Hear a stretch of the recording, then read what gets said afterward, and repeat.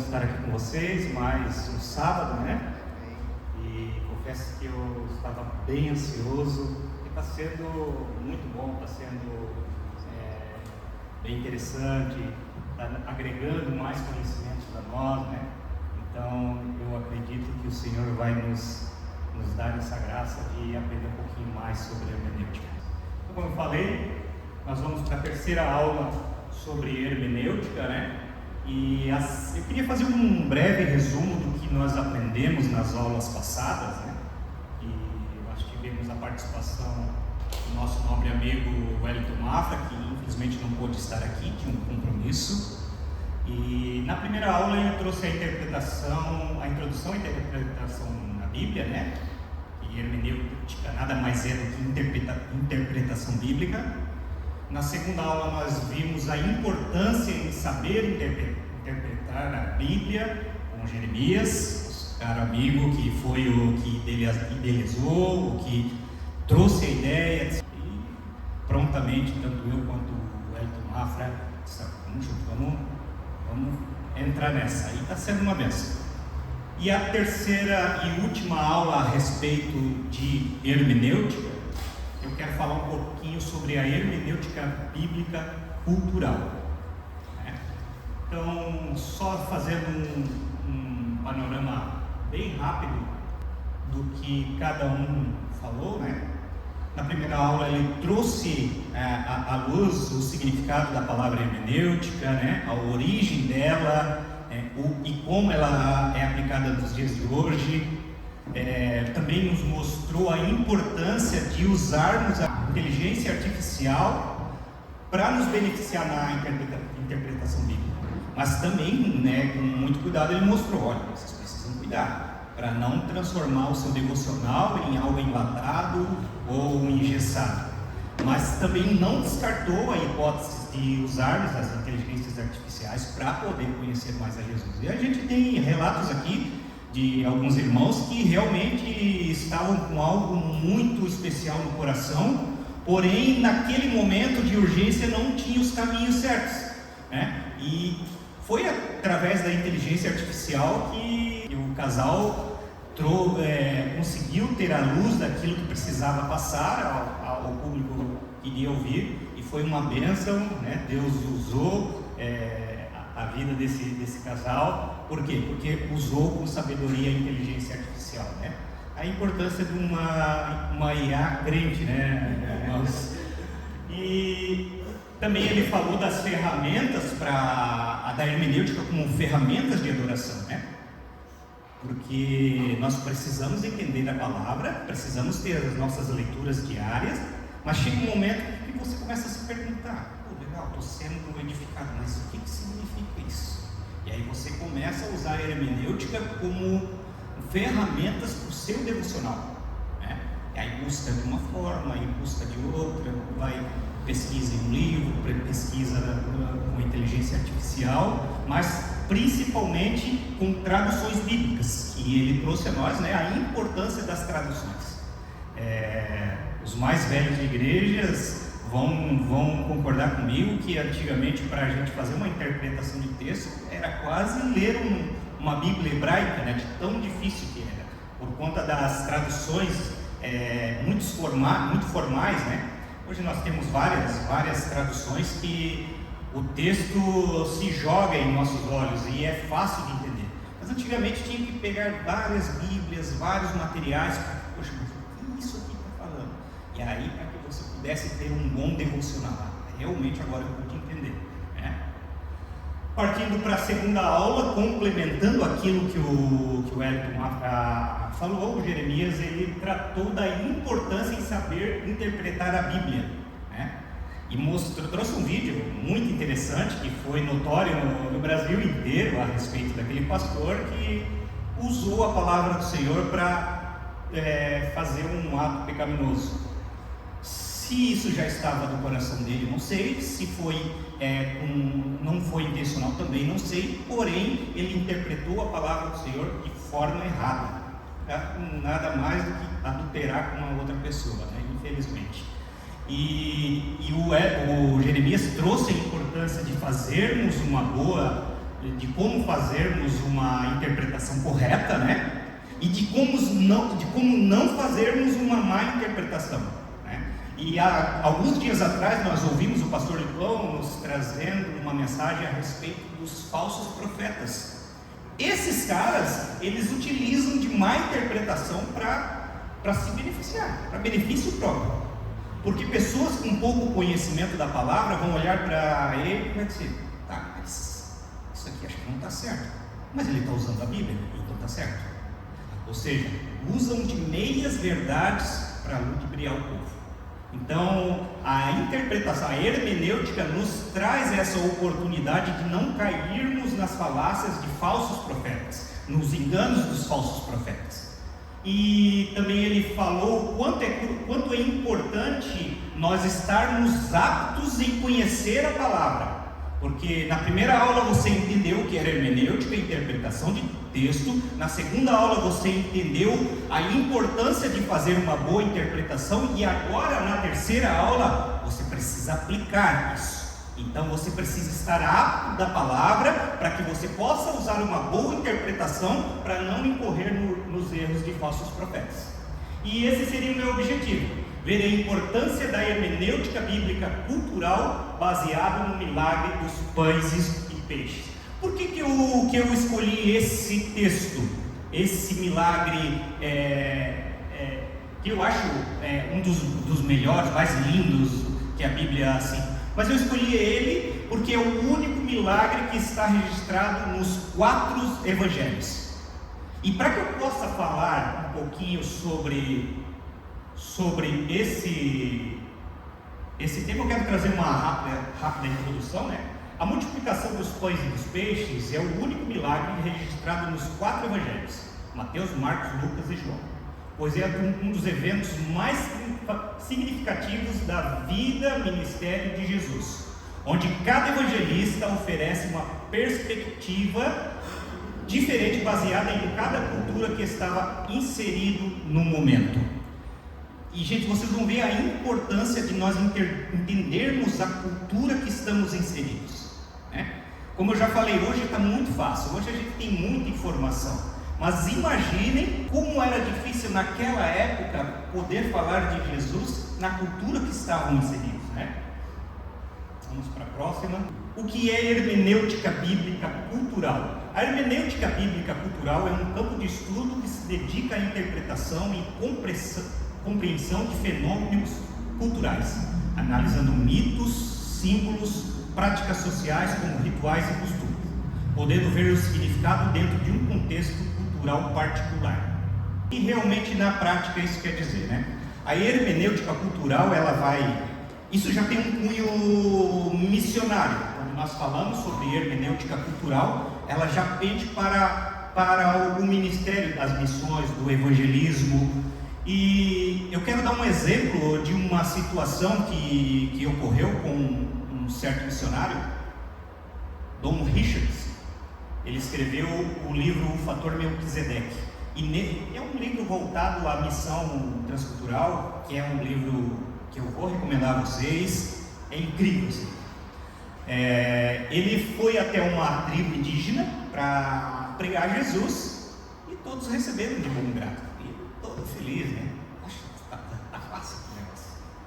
E quando ele chegou no momento da crucificação de Cristo, alguns momentos antes da crucificação de Cristo, ele começou a falar sobre Judas, o traidor.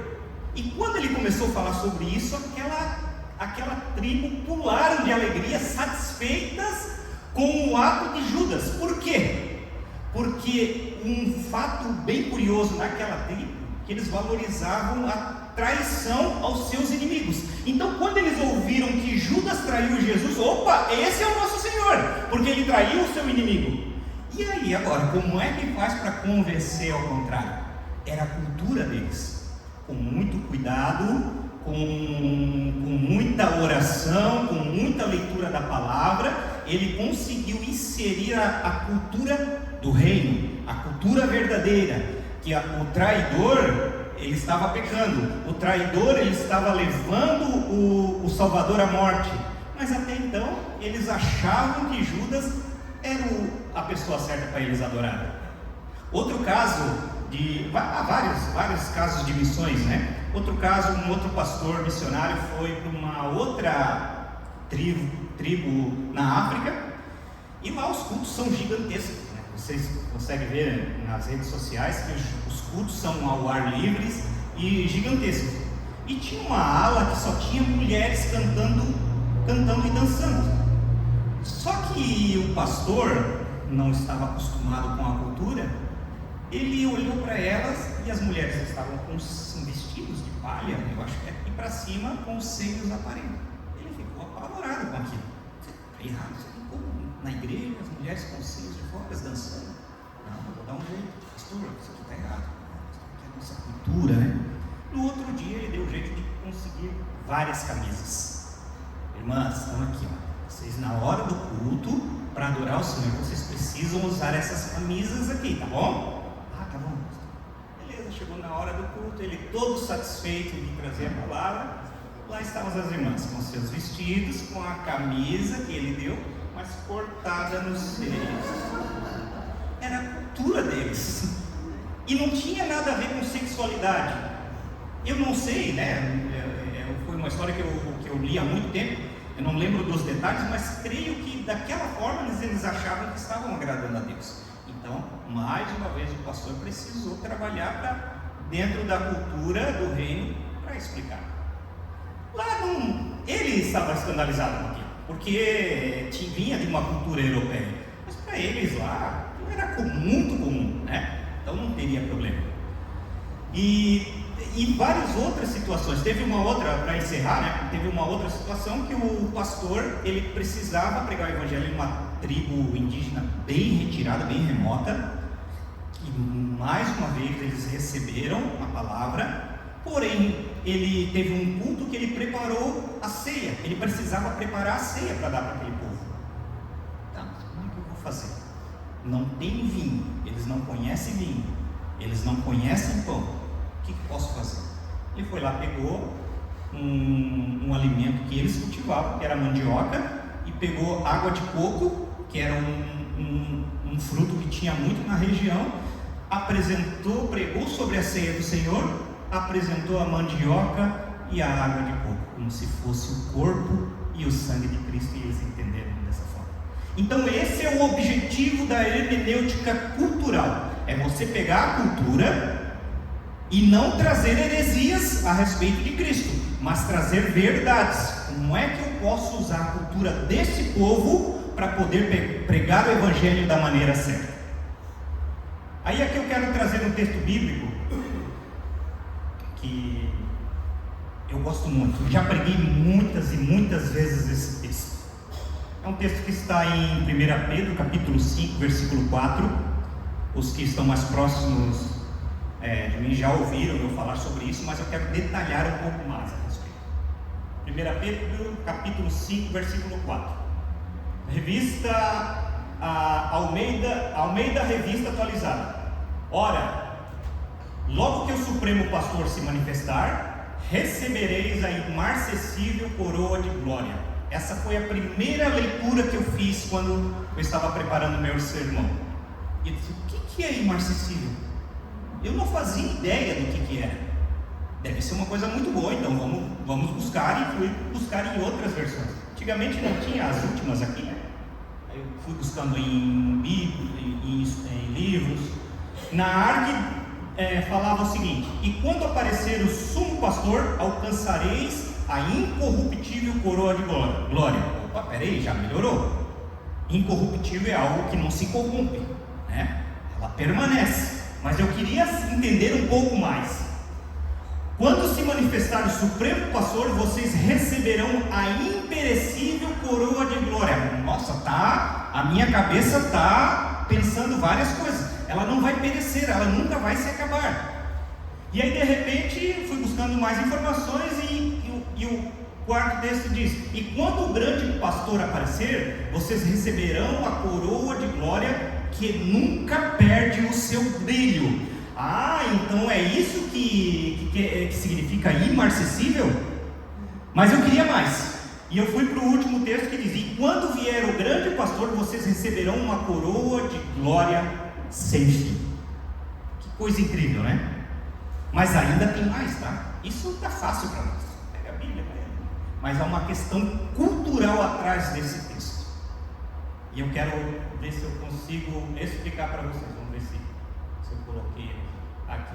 A palavra imarcessível, no grego, a palavra corresponde a amarantos. Amarantos na Grécia Antiga, o amaranto era um símbolo de imortalidade e era usado para coroar vencedores, olha só, vencedores de competições, derivando o seu nome do grego, amarantos, que significa aquela que não murcha, ou flor que nunca murcha.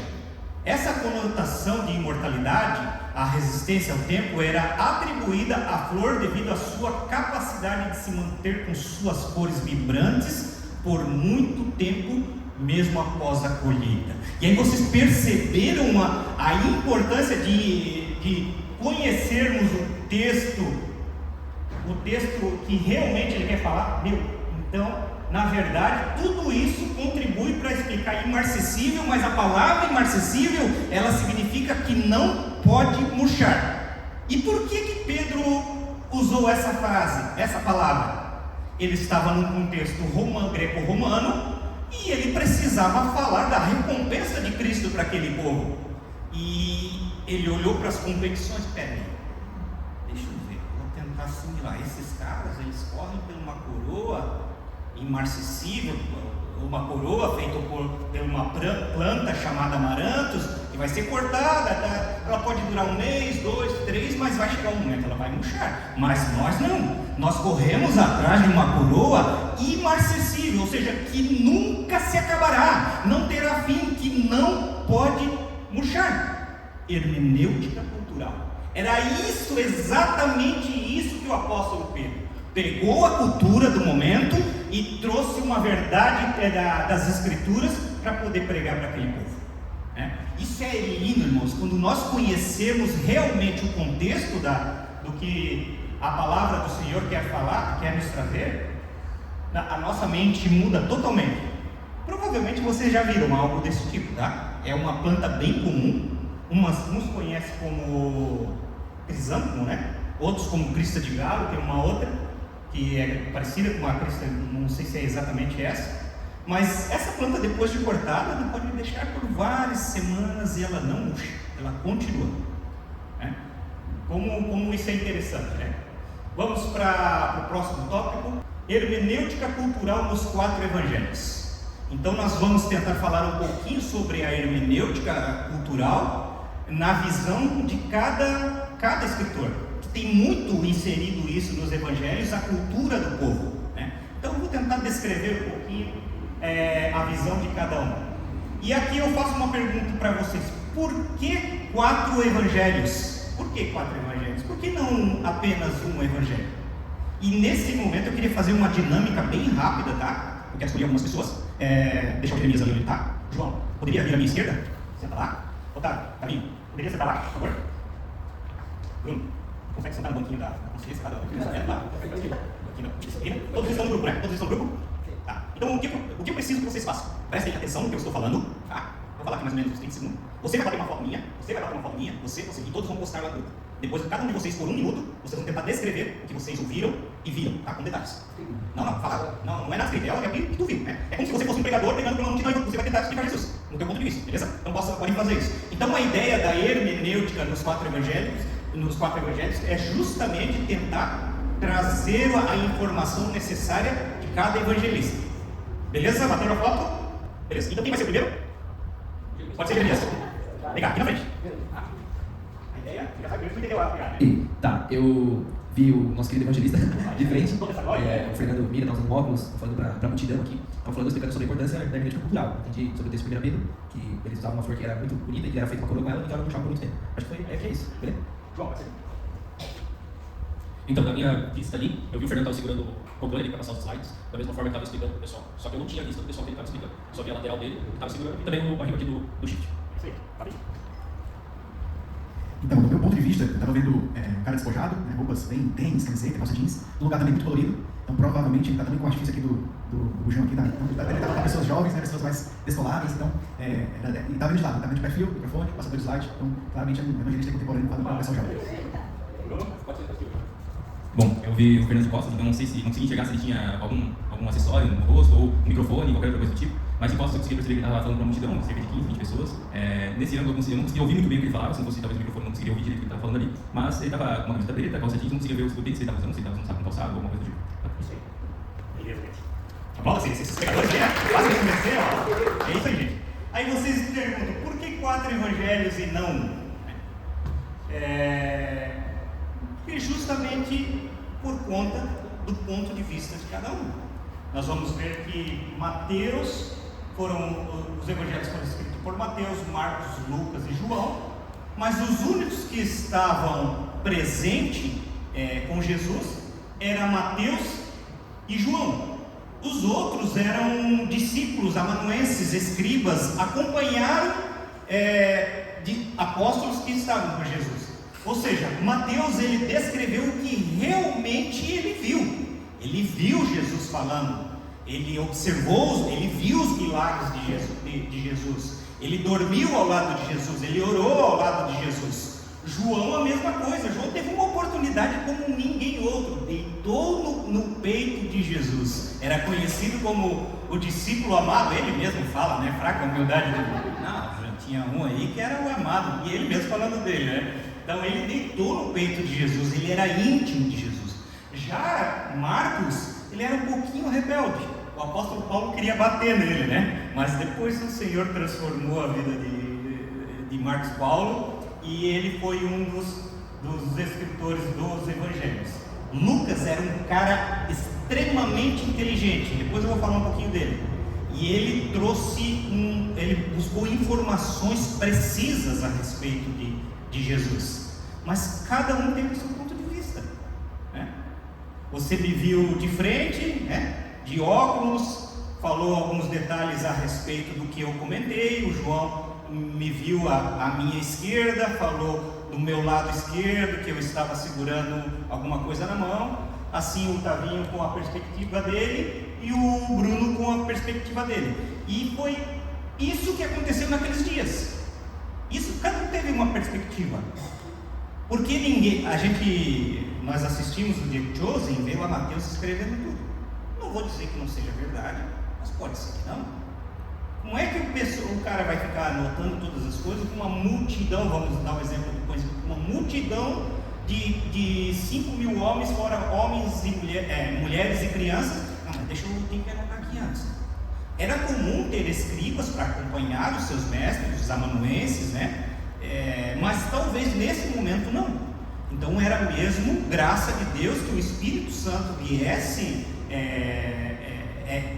lembrá-los, mas também havia pessoas como a nossa irmã aqui. Como é que é o nome da irmã? Elaine. Vocês percebem no culto, às vezes quando o pastor Lipão está pregando, tem algumas pessoas que estão anotando.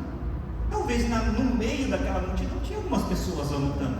E aí depois foi buscado informações, como Lucas buscou várias informações em livros, em conversa com pessoas, para que ele pudesse ter a informação precisa daquilo que ele iria escrever. E como eu coloquei ali, Mateus, Marcos e Lucas, eles são conhecidos como os evangelhos sinóticos, que nada mais é olhar na mesma direção. Coloca os três juntos, são bem parecidos. Eles apresentam um Jesus terrestre. Não me entenda mal a expressão, mas só para que vocês entendam. Eles apresentam um Jesus terrestre que estava próximo do povo, diferente de João, que é um evangelho mais teológico e filosófico, que apresenta um Jesus celeste, o Deus Todo-Poderoso. Mas mesmo os três primeiros sendo vistos como sinóticos, olhando da mesma direção, cada um tinha a sua perspectiva. Mateus falou coisas que Marcos não falou, que Lucas não falou, né? E João veio para mudar tudo. O bicho era atravessado. Eu não quero me aprofundar muito nos evangelhos, porque nós vamos ter uma outra aula a respeito, e aí vai ser bem detalhado, mas é só para um panorama para que vocês possam entender aonde eu quero chegar. O Mateus, ele escreveu, o escrito escrito para mostrar aos judeus de que Jesus é o Messias prometido no Antigo Testamento, enfatizando suas conexões com as profecias e a linhagem de Abraão e de Davi. E aí vocês percebem no primeiro capítulo, no versículo 1, Mateus já larga, né? Livro da geração de Jesus Cristo, filho de Davi e filho de Abraão. Por quê? Porque se valorizava muito a genealogia dos homens. E quando se pregava lá no Antigo Testamento que da descendência, da semente de Abraão e da descendência de Davi veria o Messias, o Rei da Glória, o que Mateus fez? É isso que eu preciso falar. Geração de Jesus Cristo, filho de Davi e filho de Abraão. E vocês vão perceber que Mateus é o evangelho que mais traz tradições judaicas, costumes judaicos, que os outros livros não trazem, né? E como é interessante, né? Porque ele estava tentando alcançar aqueles crentes ali, pregou para alguns judeus convertidos ao cristianismo, mas ele queria alcançar mais judeus. Então eu preciso trabalhar na cultura deles, eu preciso falar a linguagem deles, mas não falando meias verdades, falando a verdade absoluta. Vamos para o próximo. Já Marcos foi dirigido aos romanos, convertidos ao cristianismo, focando na ação e no serviço de Jesus, apresentando como servo de Deus, que veio para servir e não para ser servido. E vocês vão perceber que Marcos não está preso a detalhes. Eu vou trazer uma genealogia. Para quê? O romano quer saber de genealogia? Ele quer saber de trabalho. E vocês vão perceber na leitura, isso vai aguçar o desejo de vocês de lerem os evangelhos. Vocês vão perceber que o Marcos, ele é correria o tempo todo. Ele mostra o Jesus do corre, né? Como diz, vai aqui, fez um milagre, foi para lá e curou não sei quem, e pregou um sermão aqui, foi lá, assim, correndo todo o tempo, servindo todo o tempo. Essa era a mensagem de Marcos. Mas tem um detalhe muito importante no primeiro versículo que diz assim: este é o princípio das boas novas a respeito de Jesus Cristo, Filho de Deus. Por que Marcos escreveu isso? E aí vem mais uma questão cultural. A palavra evangelho, ela não se resume ao cristianismo. A palavra evangelho já vem de muito longe. Quando houve, eu não vou trazer muito conhecimento a respeito disso, porque eu conheço essa informação, eu sei superficial, mas vou tentar trazer o possível. Quando teve a guerra da maratona, acho que é isso, né? Eles escalaram uma pessoa para que fosse levar uma informação, uma boa notícia. Ele correu 42 quilômetros, né? 42 quilômetros para chegar até o destino, e chegou lá, entregou a mensagem e morreu. Boa notícia, ou seja, evangelho. Ou seja, no contexto romano existiam os evangelhos de César Augusto, os evangelhos dos imperadores. É como se fosse um plantão do Jornal Nacional hoje. E aí, peraí, tem uma coisa importante. E aí ele fala: olha, o imperador, ele estará na cidade, fará um pronunciamento do povo. Beleza. O que Marcos fez? Peraí, é um negócio que chama a atenção do povo. Então eu vou pegar os evangelhos dos imperadores e vou transformá-los no evangelho de Jesus Cristo, Filho de Deus, que veio para servir o povo romano. Essa foi a ideia. A pegada da cultural de Marcos foi sensacional. E o interessante é que você olha assim, que é um evangelho simples. Foi escrito no grego koiné, o grego da periferia, o grego simples, com gírias, estamos juntos, né? Lucas já veio, estamos juntos, né? Coisa assim, vou explicar depois. Mas Marcos, simples, a linguagem que se falava no dia a dia. E aí, ele com essa pegada, com essa sacada dele dos evangelhos, dos imperadores, dos evangelhos de César Augusto, ele inspirou os outros escritores. Então a história diz, há quem diga que Mateus e Lucas usaram como base o evangelho de Marcos para escrever os seus evangelhos. Não estou dizendo que eles não tinham algo escrito, pode ser que eles já tinham, mas eles pensaram: como é que eu vou fazer? Vamos falar sobre boas notícias aos judeus, boas notícias aos gentios e boas notícias aos romanos. Vamos para o próximo. Aqui era fora da curva. O cara era médico, ele era jurista, inteligentíssimo.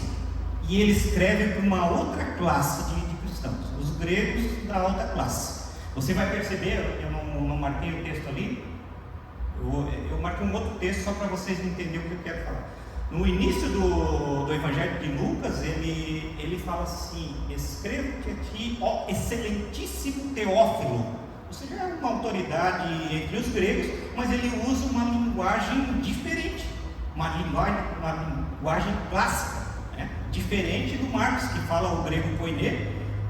Lucas fala o grego clássico, da alta sociedade. Por quê? Porque ele foi criado aos pés de grandes ensinadores, de médicos, de juristas, de pessoas com conhecimento muito grande, e não fazia sentido para Lucas ir lá na periferia pregar, porque Marcos já estava pregando lá, né? Então ele traz uma linguagem clássica, uma linguagem elevada, para atingir os excelentíssimos, os juristas, as pessoas importantes das cidades, os governadores, os imperadores. E por que ele... Aí eu quero ler ali o que ele quis dizer.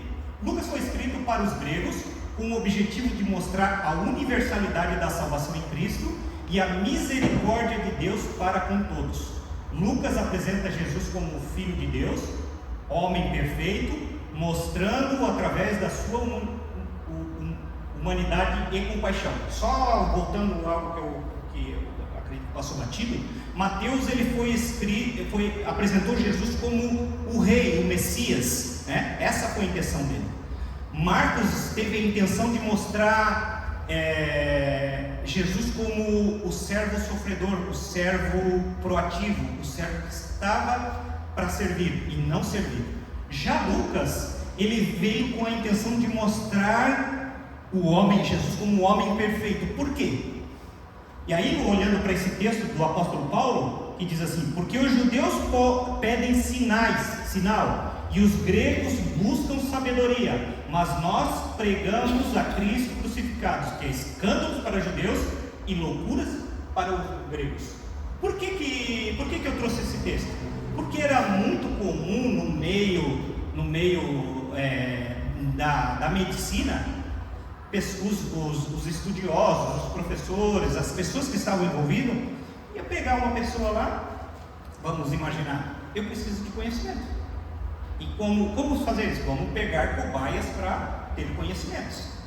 Pegava uma pessoa que estava à beira da morte, condenada à morte, colocava o caboclo aqui na frente, no meio de uma grande multidão. Então agora nós vamos fazer o seguinte: nós vamos abrir ele de alto a baixo, porque nós precisamos saber por onde sai a alma e espírito desse homem.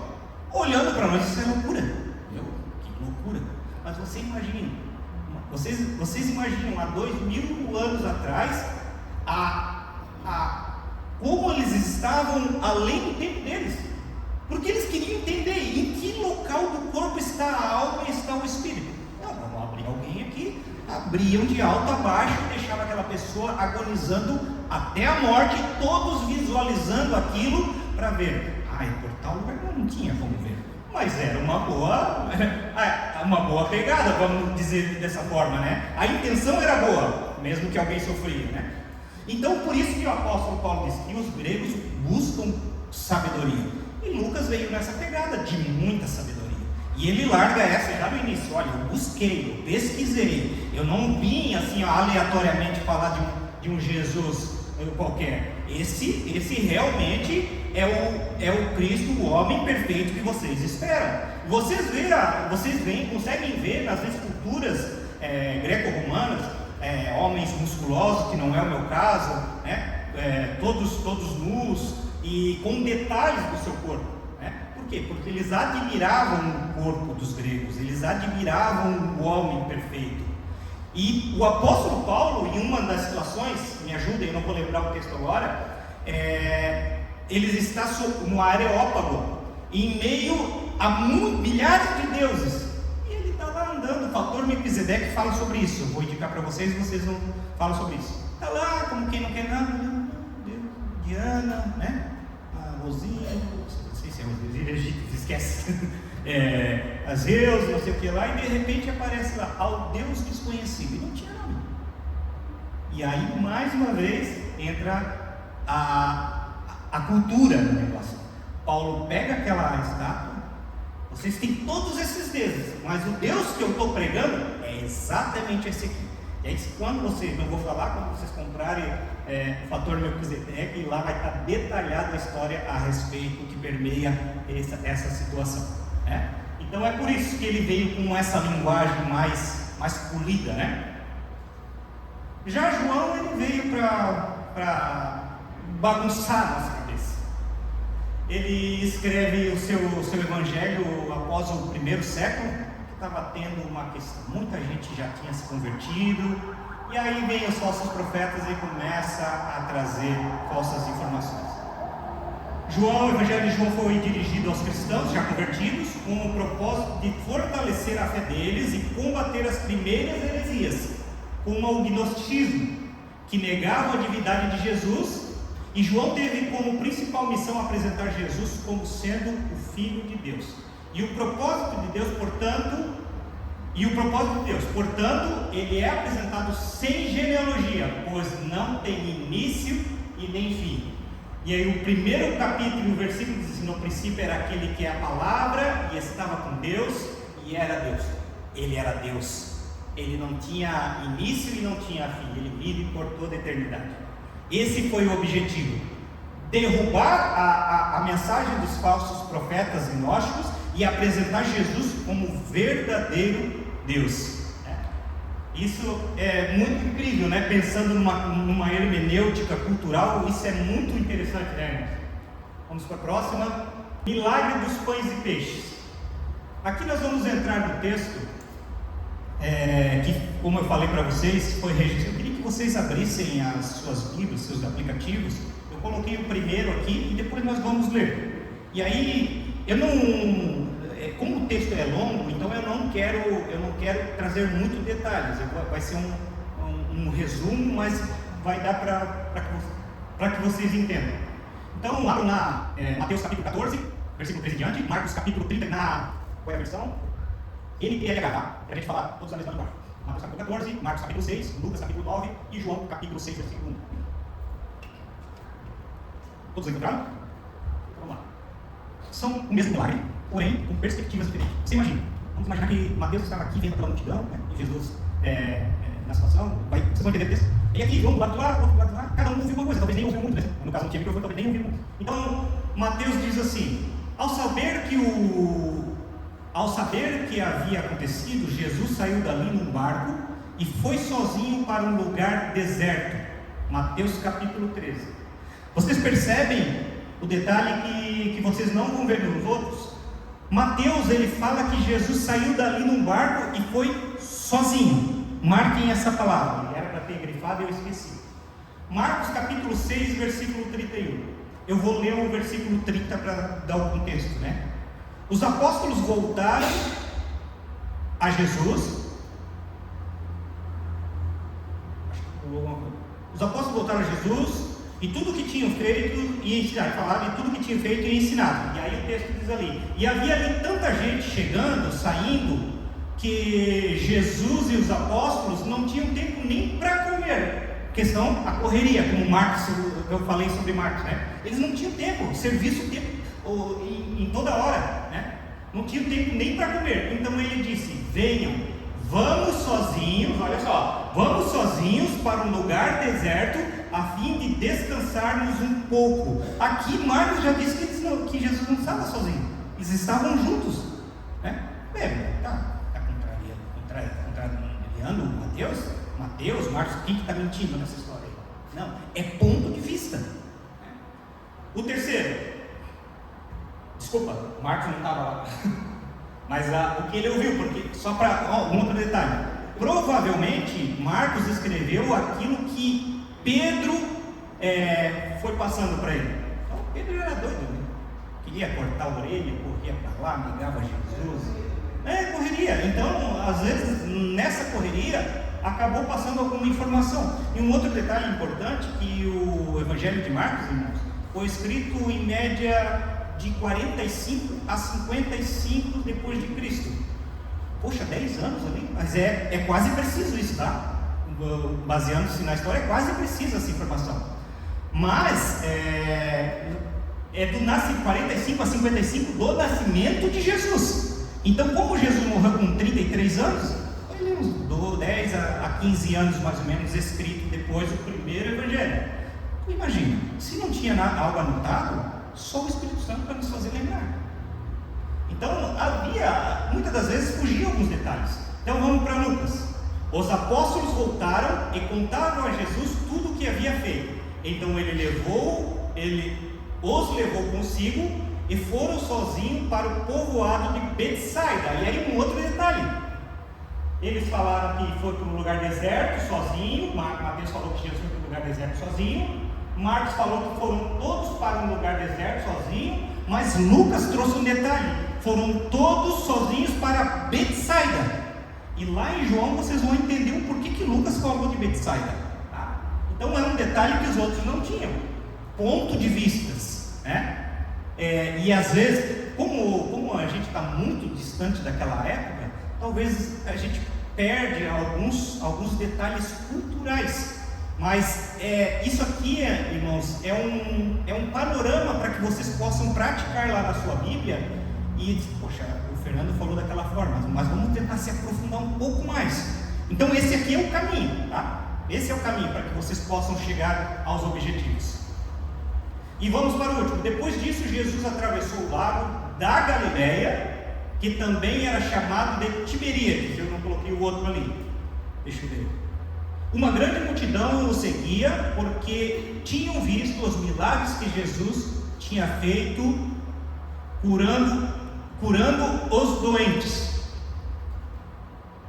Uma grande multidão o seguia, porque eles tinham visto os milagres que Jesus tinha feito, curando os doentes. Aqui ele fala que eles saíram pelo mar da Galileia, que é o chamado Tiberíades, e aí lá ele frisa que eles estavam sozinhos também. E por que agora eu vou entrar no detalhe ali. Lá na frente do texto, vocês vão ver lá os próximos textos, João, ele vai falar algo bem diferente dos outros.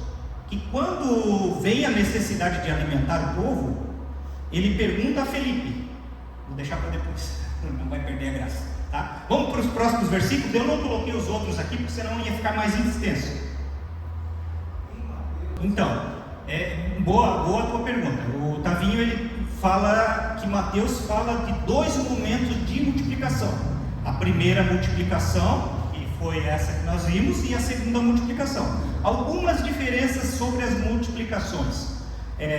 Na primeira multiplicação, eles estavam num contexto grego, vamos dizer assim, judaico, cristão, de gentios, vamos dizer, né? Na segunda multiplicação, eu não me atentei aos detalhes, mas pelo que eu já li outras vezes, eles estavam num contexto pagão. E na primeira multiplicação são 5 pães e 2 peixes. Na segunda multiplicação são 7 pães e alguns peixes. Na primeira multiplicação são 5.000 homens, fora mulheres e crianças. Na segunda multiplicação são 4.000 homens, fora mulheres e crianças. Tem alguns detalhes que até confundem, mas não são a mesma, tá? Foi boa a tua colocação aqui, só para ficar bem claro.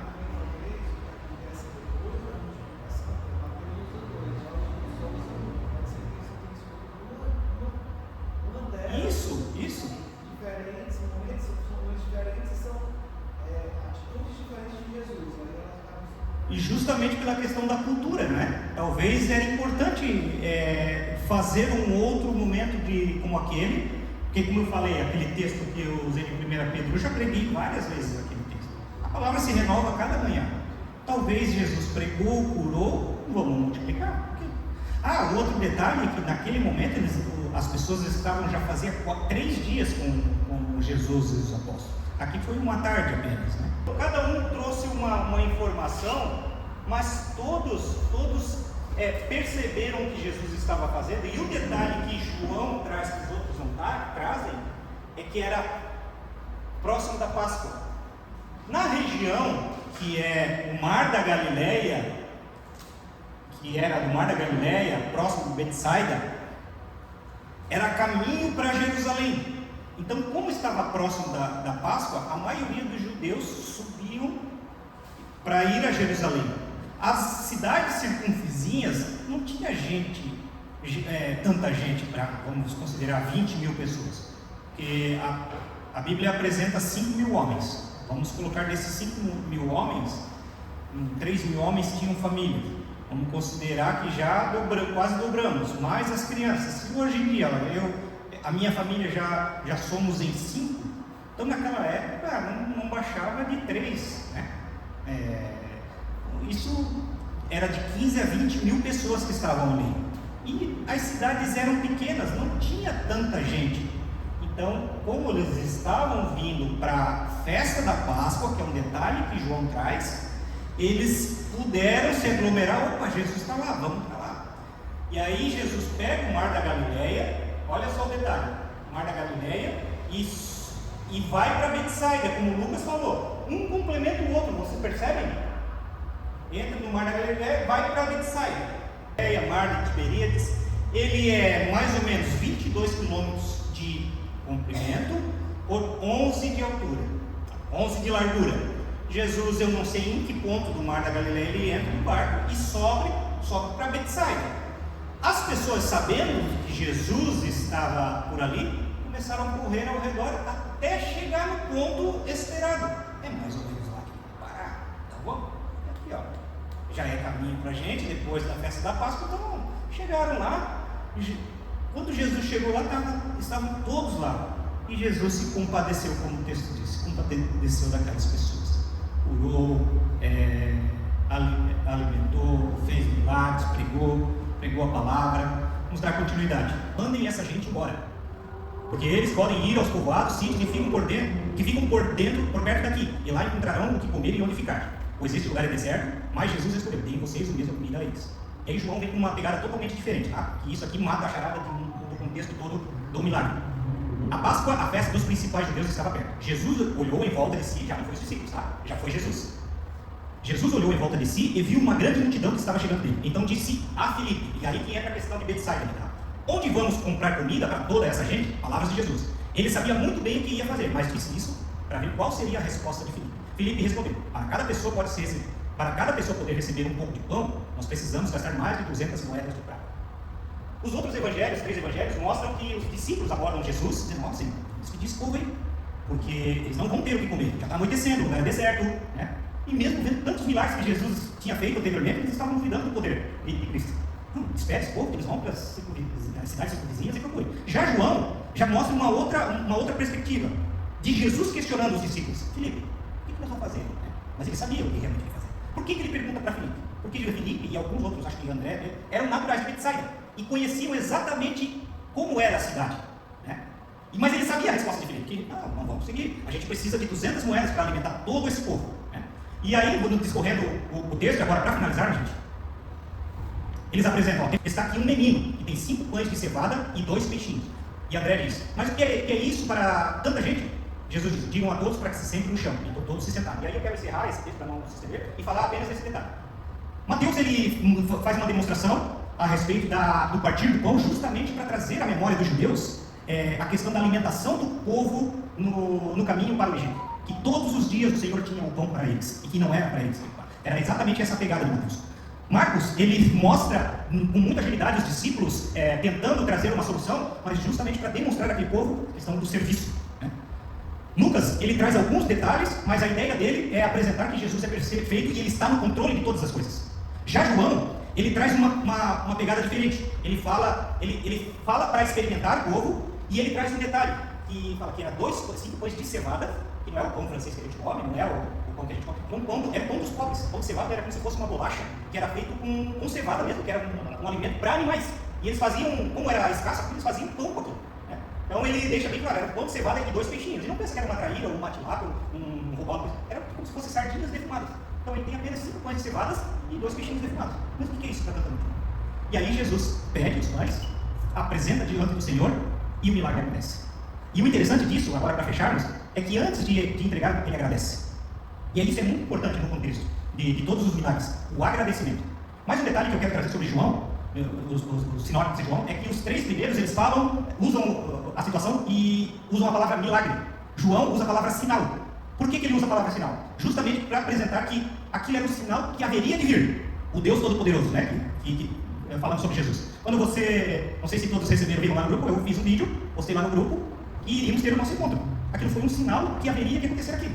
Quando eu estava vindo pela estrada, eu cheguei na entrada, tinha uma placa grande falando a respeito de algumas coisas da onda dura. Mas aqui era o ponto central, a igreja no todo. Você está numa BR e tem uma placa dizendo, curva à esquerda, curva acentuada à direita. Por quê? Porque lá na frente havia algo maior. Então João utiliza os milagres de Jesus como sinal, porque ele estava dizendo, não, isso aqui é só um pouquinho do que ainda há de vir para vocês. Amém, meus irmãos? E para passar para o próximo tópico, só quero dizer que foi um grande milagre, sobraram 12 cestos, algumas questões teológicas e até poéticas sobre o número de 12 cestos, a quantidade que sobrou, mas não vamos entrar em detalhes, tá? Busquem vocês em uma outra oportunidade. A interpretação do texto na prática. Agora é com vocês, tá? O que nós vamos fazer? Como falamos sobre a questão da cultura em cada região, aqui eu quero perguntar, quantos aqui são joinvilenses raízes? Beleza? Quantos paranaenses temos aqui? Paranaense. Quantos do oeste catarinense? Citem as cidades de onde vocês são, fora Joinville. Fortaleza, Recife, São Paulo, Rio de Janeiro. Oi? Canoinhas. Então o que a gente vai fazer? Vamos nos reunir. Então qual será a nossa ideia? É você pegar o texto, vamos imaginar o texto de Mateus, pode ser qualquer um, né? E eu, como joinvilense raiz, eu vou tentar apresentar para vocês a versão joinvilense do texto, tá? Então não se escolhe, isso é coisa de Joinville, tá? Então vou começar aqui. Então, vocês ouviram o que aconteceu ontem à tarde? Não? Mataram João Batista. E vieram rapidinho falar para Jesus. Rapaz, o que aconteceu isso? E ele perguntou, então, Jesus ficou meio triste, pegou o barco dele, entrou ali no rio Cachoeiro e foi lá para o espinheiro, lá que ele fica sozinho. Mas não adiantou. Era uma gente tarada que viu Jesus indo para aquele caminho. Era só gente indo de Zarco, de Zica. Teve gente que saiu do Morro do Amaral em barco, já secou Jesus lá. Era do Jaribatuba, era do Fátima. Chegaram lá e Jesus ficou de cara. Que bobiça, mas tinha tanta gente. Não, brincadeira, não foi isso. Ele ficou com pena daquela turma. E aí, contando os milagres ali, já estava escurecendo. E agora, o que a gente vai fazer? Chegaram para ele. Filipe chegou para ele e falou assim, Jesus, está escurecendo? Tem um cara de Mutuca que terminou, né? E aí manda esse povo embora. Mas na verdade, Jesus está, mas onde a gente poderia comprar pão, Filipe? Na verdade, ele queria indicar, Filipe, porque ele já sabia o que ia fazer, né? Ele queria indicar. E aí Filipe disse para ele assim, nós temos aí 5 chinequinhos com farofa e 3 traíras. O menino pegou lá no Piraíba. Traz para cá.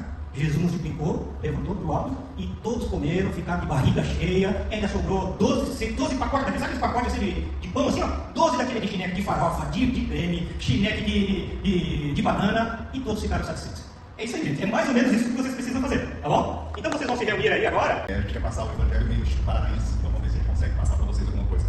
Então tava Jesus lá no barranco do rio, rodeado de gente igual a fila de vacina de postinho. Todo mundo com muita fome e nada de marmita. Aí chega um pedacinho com 2 peixes e 5 pães de milho. Coisa pouca, tipo lanche de pescador preguiçoso. Jesus olha e falou, daqui que eu resolvo. Fez uma oração, repartiu, e era um lanchinho, virou um rodízio. O povo comeu até arrotar, e ainda sobrou mais de churrasco de domingo em sobra de marmita. Sabe, se de aprender essa história com fé, né, até piada vira banquete. Acho que é isso aí, que legal, né? Quem é o próximo? Fica à vontade. Os crias da favela voltaram e contaram a Jesus tudo que eles tinham feito. Tinha tanta gente do Morro do Vidigal, Rocinha, Morro de Macacos, que Jesus e os apóstolos até falaram que não tinha nem tempo para comer. Venha, vamos logo comer sozinho, vamos para um lugar deserto e vamos descansar um pouquinho lá em Santa Cruz, que é bem distante. Então eles pegaram um barco, foram para Santa Cruz, só que o pessoal, todos os times de botafoguense, flamenguista, fluminense, vascaíno, eles foram até Santa Cruz também, mesmo que seja muito distante. E aí tinha gente chegando de tudo quanto é canto do Burgo do Rio, pessoal do Sul, da Zona Oeste, Copacabana, Meia. E aí Jesus desceu do barco, lá em Santa Cruz, e viu essa multidão. Ele teve muita pena dos crias, pena daquele povo humilde, que parecia realmente ovelha sem pastor. Então ele começou a ensinar muitas coisas. De tarde, os discípulos chegaram perto, os crias da favela chegaram e falaram, já está muito tarde, isso daqui é deserto, vai ficar perigoso, vai começar a ter assalto. Manda esse pessoal embora antes que dê o horário do toque de recolher. E aí Jesus respondeu, não, vem vocês mesmos comidas a eles, alimenta. E os crias falaram, para a gente comprar comida para todo esse povo, a gente vai precisar de muito dinheiro. Então Jesus perguntou, o que vocês têm aí? A gente tem 5 pães franceses e 2 sardinhas. Então Jesus mandou o povo sentar, assim, em grupos, ali na grama de Santa Cruz. Todos sentaram em grupos de 50 e 100, ele dividiu todos em flamenguistas, botafoguenses, vascaínos, para não dar briga. Todos sentaram e Jesus pegou os 5 pães franceses e as 2 sardinhas, olhou para o céu e deu graças a Deus. Depois ele partiu todos os pães, entregou para os cria e eles foram lá dividindo entre cada time. Todos comeram, ficaram satisfeitos e empanturrados, e os discípulos ainda recolheram os 12 cestos e colocaram todos os bagulhos ali dentro. No total, foram cerca de 5.000 homens, divididos em diversos locais do Rio, e cada um com seu próprio time, flamenguista, botafoguense, vascaíno, mas que no fim todos se entenderam e ficaram bem. Isso aí! Parabéns, irmão. Que legal, né? Muito legal. Próximo grupo. Vamos lá, Ceará em 6, tá? E aí? Quando Jesus soube da novidade, pegou uma jangada e foi-se embora sozinho com um canto bem escondidinho. Mas o povão ficou sabido de onde ele estava e foi tudo a pé, saindo dos seus lugarejos e para ir atrás dele. Quando Jesus desceu do barco e viu aquele mundaréu de gente, ficou com o coração molinho, de pena, e começou a curar o doente tudinho que estava lá. A reação foi dele: é o quê, macho? Já no finalzinho da tarde, os discípulos chegaram bem pertinho dele e disseram: ei, mestre, o dia já está indo embora e aqui é no meio do nada. Manda esse povo se espalhar para eles comprarem alguma coisa para comer e encher os buchos dele no povoado que tem perto daí. Mas Jesus respondeu: vixe, para que mandar esse povo tudo se embora? Dê vocês mesmo comida para ele, homem. E aí os discípulos disseram: mas homem, só temos aqui 5 pães e 2 peixinhos, ou melhor, nós temos aqui só 5 carnes de charque e 2 rapaduras. Pois traga para mim, disse Jesus. Então mandou o povo se sentar na grama, pegou as carnes de charque e as rapaduras, olhou para o céu e agradeceu a Deus. Partiu a carne de charque, entregou para os discípulos, eles foram dividindo tudo direitinho assim pro povo. Todo mundo comeu, ficou com o bucho cheio, empanzinado, e ainda sobraram 12 cestos entupidos de pedaços.